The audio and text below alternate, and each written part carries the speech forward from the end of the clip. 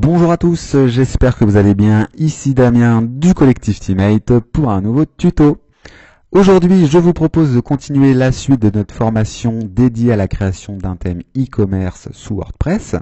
Donc pour les personnes qui n'ont pas suivi la première partie du tuto consacré à la création graphique du thème sous Photoshop et au montage HTML CSS avec Dreamweaver, eh bien, je vous mettrai directement à disposition les sources HTML afin que vous puissiez suivre ce tuto sans trop de problèmes dans les fichiers sources.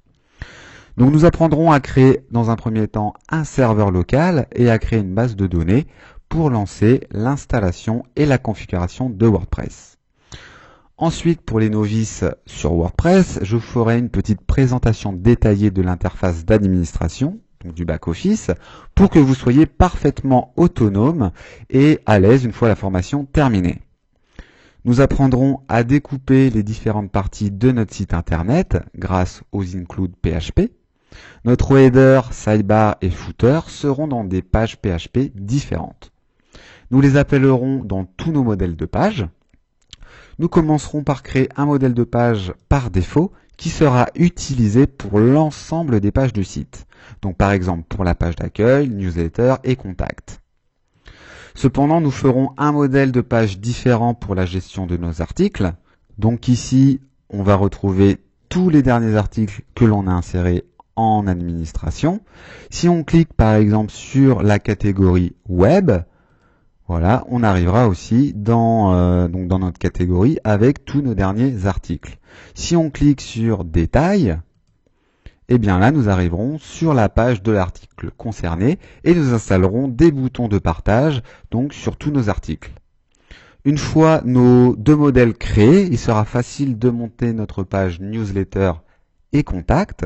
Donc si on clique sur newsletter, on voit ici que tout simplement on va insérer un petit module de newsletter pour récupérer des adresses mail et dans contact un formulaire simple de contact pour que vos clients puissent vous écrire. Ensuite, nous installerons notre boutique, donc dans un template de page spécifique afin qu'il prenne le style de notre thème.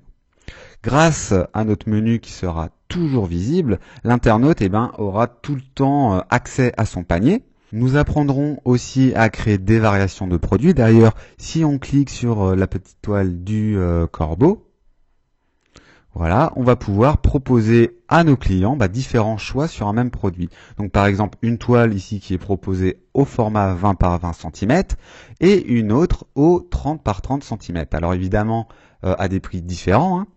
Vos clients auront la possibilité, si vous le souhaitez, aussi de donner leurs avis et de noter un produit ici un peu plus bas. Voilà.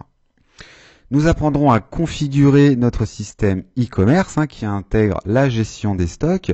Donc si on retourne dans un produit, par exemple, produit, on va venir modifier le renard. Et un peu plus bas, si on clique dans inventaire, on va pouvoir voir ici qu'on pourra configurer la quantité de stock. D'ailleurs, si on retourne dans notre fiche produit sur le site, on va venir cliquer sur le renard et on va voir un peu plus bas qu'il y en a bien 10 en stock.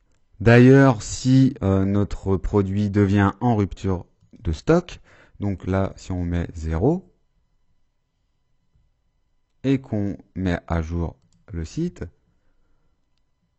et qu'on actualise, eh bien le client ne pourra pas commander vu que notre produit sera épuisé. Alors bien sûr, on aura une possibilité de quand même forcer la vente même si le produit n'est pas en stock. Vous verrez qu'il sera très facile de gérer vos commandes. Donc par exemple, si on clique dans l'administration sur commande, on pourra activer une commande, lui dire qu'elle est en attente, en cours ou qu'elle est expédiée. On verra comment configurer les taxes en fonction de votre activité, les options de livraison et aussi les options de paiement. Donc si on retourne par exemple dans une fiche produit, donc pas le renard puisqu'on vient d'épuiser le stock, mais sur par exemple le corbeau, qu'on lui spécifie donc une taille de 20 par 20, qu'on l'ajoute au panier. Voilà, on pourra donc cliquer sur voir mon panier et aussi par exemple même lui appliquer un code promo car on verra aussi comment générer des codes promo.